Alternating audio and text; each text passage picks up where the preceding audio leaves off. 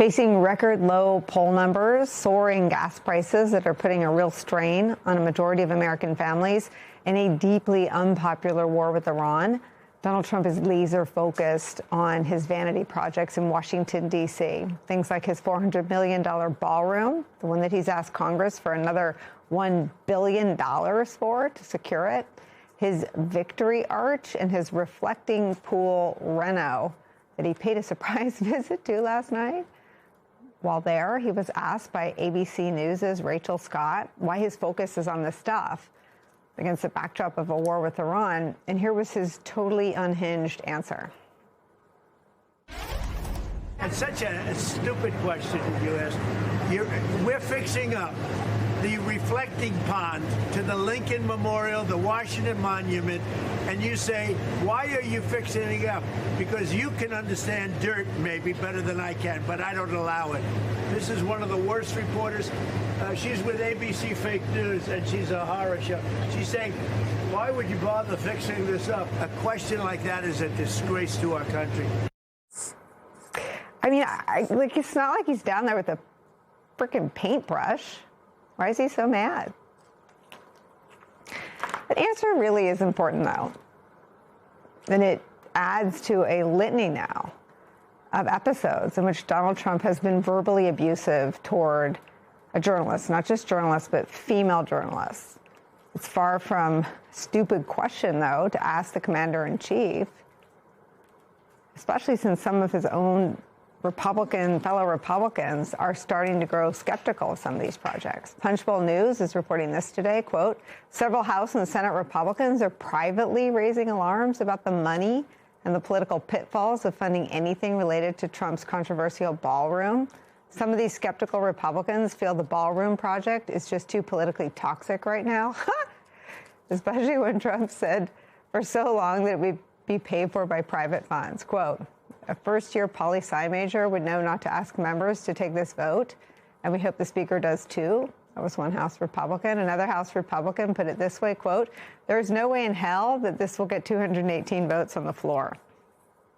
I want to bring in Media Matters for America President Angelo Carusone. Ben and John are still here. Angelo, I feel like I'm going to predict the first thing you're going to say. The most important thing about that story is that they're unnamed Republicans. Right? Like, they didn't go on the record. Right. I was going to say, totally. they didn't go on the record, right? Like, they didn't go on the record and crap on the ballroom. Let's look at the ballroom. Like, let me show you what this ballroom looks like.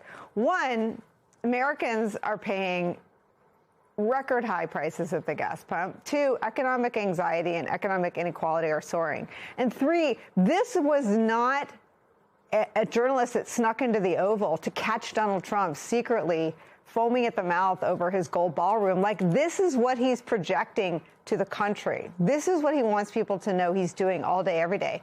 And the Republicans secretly said this is a crappy idea. We are, not making too much progress toward normalcy, Angelo. No, I was going to say prove it, right? I mean, they talk about how absurdly politically toxic this is, that anyone should know, right, that the Speaker and the President, and that this is bad politics. If it's bad politics, then you should have no problem being on the other side. In fact, if it's bad politics, which it is, you should put your name on it, because you would reap a reward from being out there speaking that truth. And I think there's a little bit of a tie-in here with how he responded to that reporter, which is that he is unhinged. He's aggressive and totally intense, and people are afraid. They're not putting their name on there. They're leaving the politics to themselves, the personal benefit to themselves on the table, because they're afraid of the guy.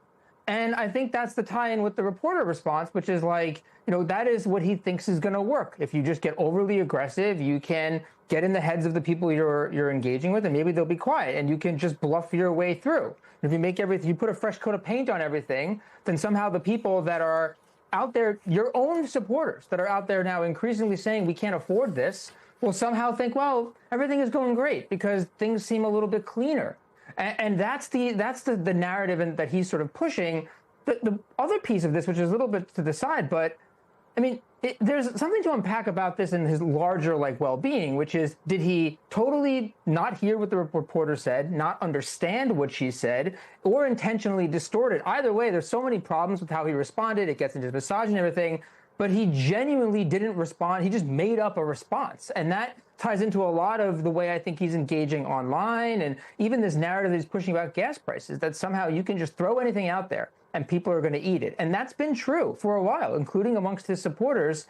But, you know, now it seems like the only people willing to continue to buy what he's selling are not even his diehards as much anymore, but it's the standard Republican elected officials. And that's why we continue to be in this mess. Those anonymous people are the only ones that can stop this right now. I mean, Ben, it's sort of back to where we started, right? You've now, like, how bad is he? He's so bad that the Saudis and the Emiratis are saying, like, whoa. And it all, you know, circles back to what damage does it do if one of the two political parties fails to operate like a political party and instead becomes supplicants and sycophants and obedient members of a gang? This is what happens. And the only difference, I guess, between the way he talks to reporters and the way Republicans fall in line is that the reporter, I'm sure, got up and went back to work today and continued to ask difficult questions of Donald Trump. Republicans haven't done that for 9 years. Yeah, I mean, I have thoughts and feelings about this, Nicole. I mean, first of all, this is what happens when you have someone in your life who exhibits incredibly reckless and self-destructive tendencies. If you enable that person for 10 years, you end up in this situation, right? This war, this ballroom, this chaos, in this sense that we're falling and there's no net. I mean, one thing Donald Trump used to be pretty good at least, was politics. And this ballroom is the most politically insane thing and gift to Democrats I can think of. I mean, that ballroom looks like it was designed by Marie Antoinette.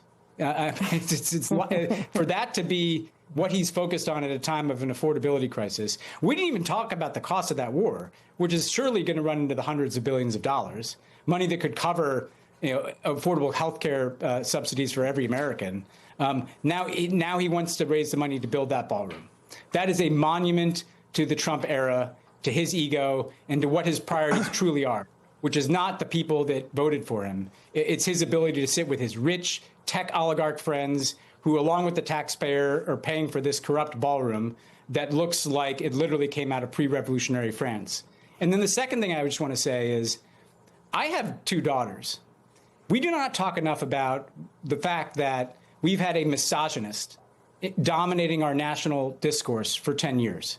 The way he talks to women reporters is not funny. It's not just some quirk of Trump. It is outrageous and offensive.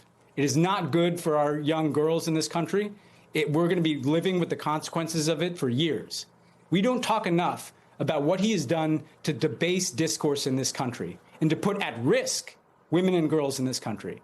Because if boys and men are looking at the most powerful person in this country, talking to and treating women like that, you can bet that that's having an impact around the country.